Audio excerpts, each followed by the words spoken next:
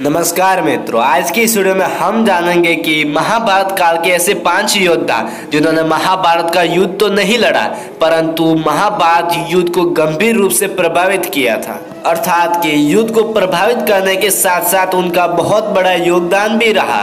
तो वह 5 योद्धा कौन थे, यह सब जानने के लिए कृपया हमारे इस वीडियो के साथ में बने रहिए अंत तक। और अगर आप हमारे कर्मयोगी चैनल पर नए हैं तो कृपया हमारे इस कर्मयोगी चैनल को सब्सक्राइब करना ना भूलें।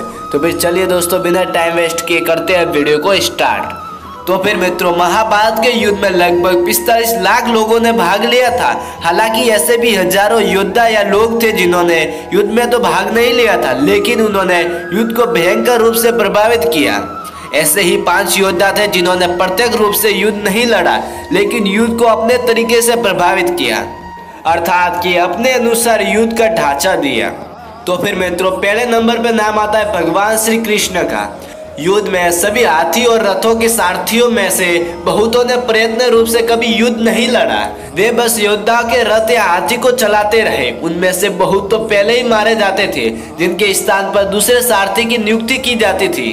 भगवान श्री कृष्ण अर्जुन के रथ के सारथी थे। कर्ण के सारथी शल्य थे। शल्य ने युद्ध में प्रत्यक्ष रूप से भूमिका निभाई, परंतु भगवान श्री कृष्ण ने युद्ध में कभी हथियार नहीं उठाया और ना ही उन्होंने किसी योद्धा का वध किया। फिर भी उन्होंने सबसे ज्यादा युद्ध को प्रभावित किया।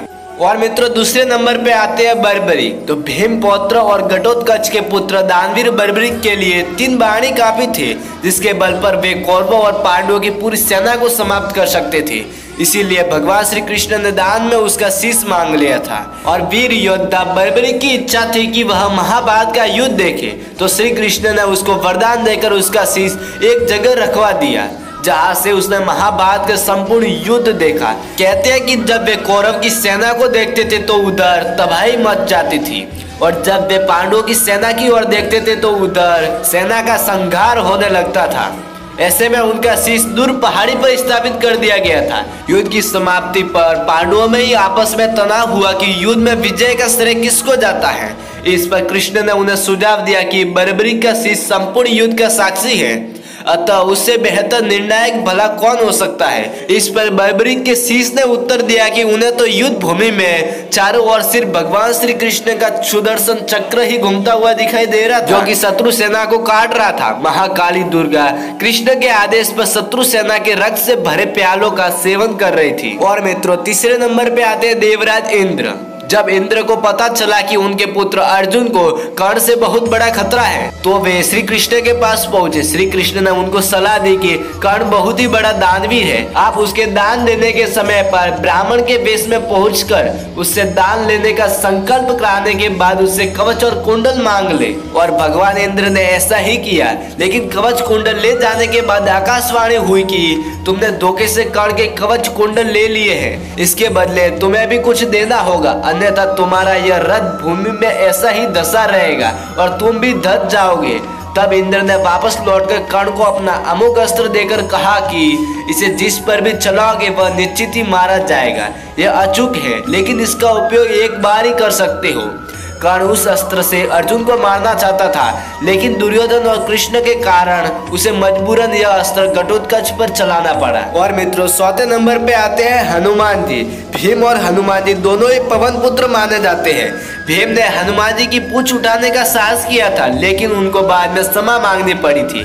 दूसरा, हनुमान जी ने अर्जुन का भी घमंड चूर कर दिया था। बाद में श्री कृष्ण की युक्ति के अनुसार हनुमान जी से पांडवों ने जीत का आश्वासन ले लिया था। इसी के चलते वे युद्ध में अर्जुन के रथ के ऊपर ध्वज में विराजमान हो गए थे। हनुमान जी की शक्ति के चलते ही श्री कृष्ण का रथ युद्ध भूमि में टिका रहा और अप्रत्यक्ष रूप से अर्जुन की सहायता भी की थी। और मित्रों, 5वां योद्धा था युयुत्सु, कौरवों का सौतेला भाई, जिसने युधिष्ठिर के समझाने पर युद्ध के ऐन वक्त पर कौरवों को छोड़कर पांडवों का साथ देने का निश्चय किया। अपने खेमे में आने के बाद युधिष्ठिर ने एक विशेष रणनीति के तहत युयुत्सु की योग्यता को देखते हुए उसे योद्धाओं के लिए हथियारों और रसद की आपूर्ति व्यवस्था का प्रबंध देखने के लिए नियुक्त किया। इस तरह कौरवों की सेना कमजोर हो गई थी, क्योंकि वे कौरवों की सेना और उसकी शक्ति का संपूर्ण ज्ञान रखते थे। जब युधिष्ठिर सशरीर स्वर्ग जाने लगे, तब उन्होंने परीक्षित को राजा और युयुत्सु को उनका संरक्षण बना दिया था। तो फिर मित्रों ये था आज का हमारा वीडियो। इस वीडियो में आपने जाना कि ऐसे 5 योद्धा थे ये जिन्होंने युद्ध को नहीं लड़ा परंतु युद्ध में बहुत बड़ी भूमिका निभाई और अपना योगदान दिया। और मित्रों इस वीडियो के अनुसार मैं आपसे जानना चाहता हूँ कि महाभारत में इन 5 योद्धाओं में से किसका सबसे ज्यादा योगदान रहा, तो वह योद्धा कौन था आप हमारे कमेंट बॉक्स में कमेंट जरूर करें। साथ ही मित्रों अगर आपने इस वीडियो को पूरा देखा तो कृपया हमारे इस वीडियो को लाइक कमेंट शेयर एंड हमारे कर्मयोगी चैनल को सब्सक्राइब करना बिल्कुल ही ना भूलें। तो फिर ठीक है दोस्तों, आज के लिए इतना ही, फिर मिलते हैं अगले वीडियो के साथ में।